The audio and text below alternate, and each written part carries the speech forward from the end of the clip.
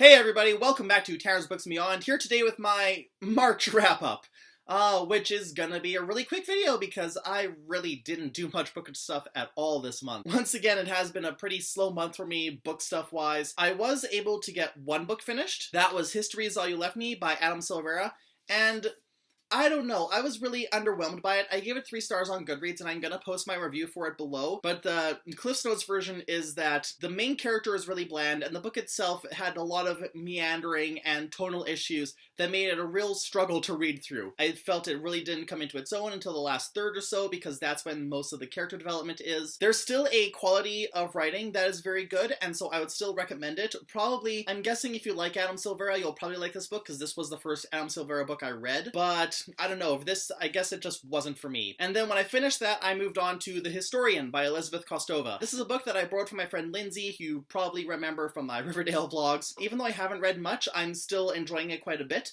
This is a book about, well, 3 generations of historians. It starts with a young girl in the 70s who's being told a story by her dad about what he went through in the 50s, who's reading letters from his professor and what he went through in the 30s. And all of them are researching this mysterious book and following all these clues in the belief that Dracula, or Vlad Tepes, is possibly still alive and also actually a vampire. And I was able to buy some books as well. I've got a new rule where I'm only spending $50 on books a month, but with stuff carrying over in case I don't buy anything or only buy a few things that month. So first I got Crazy Rich Asians by Kevin Kwan. It's been getting a lot of hype because there is a movie in development starring Constance Wu, which is like, yes, she is a blessing. It's about a girl who decides to visit her boyfriend's family in Singapore over the summer, and when she goes there, she finds out that he's basically royalty, or, well, not necessarily royalty, but like his family is one of the richest families in the city, in the country even, I think. I mean, that's why it's called Crazy Rich Asians, because they are crazy rich. It very much sounds like it would make an exquisite rom-com, so I'm hoping I can read this before the movie comes out, which I don't think is going to be this year at least, so I've got plenty of time. Next I've got Brown Girl in the Ring by Nalo Hopkinson, which is a fantasy story, and in this it seems like it's happening after the end, and that everyone's kind of gone back to living off the land, but then dark forces start to muster, and so a girl has to go off on an epic fantasy quest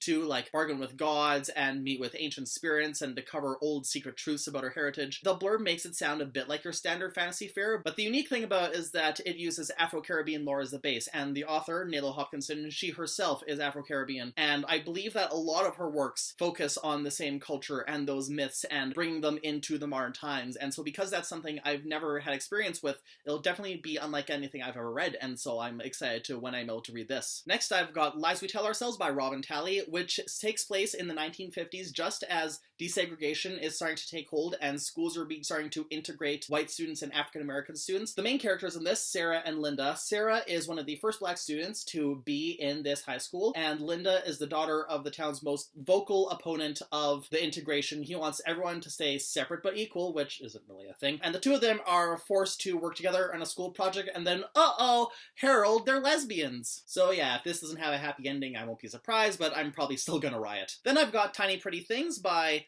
I can never remember their names.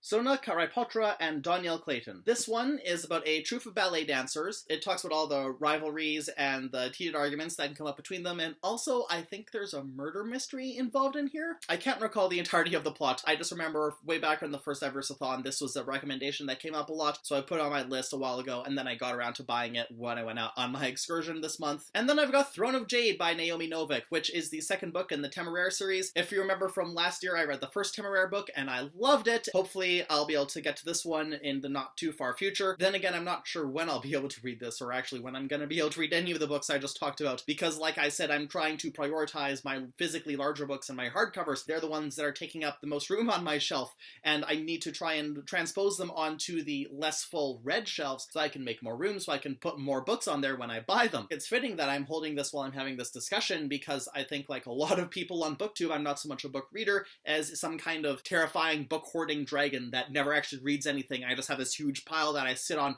I lounge over it, and like, look at all this lit. Oh, and speaking of bookshelves, a while ago I was tagged by my fellow booktuber Bree. She's really cool, check out her channel, I'll link it below. She tagged me in the On My Shelf tag. So this is a tag where you guys, like my fans and followers and subscribers, you guys send me coordinates for books on my bookshelf, and I find them and I say a little piece about them. So I'm gonna give the stats of my bookshelf, which shelves I have, how many, and how many books are on there, so that people can submit coordinates for books. I think it's like 7 different sets of coordinates to find stuff and talk about them. So I'm gonna put that info down below. Oh, one fun thing that I have now is that I now have a booktube Tumblr, which I said months ago that I was gonna make, and I finally made it. It doesn't have a lot of stuff on it yet because I just made it like 3 weeks ago. I'm gonna be working on putting my reviews on there, putting some just generic blog stuff on there. I'll be reblogging booktube videos that I like, and just general book things. I don't know. I will try and make it so that it's actually worth following. But that was everything for March, and now we're in April, and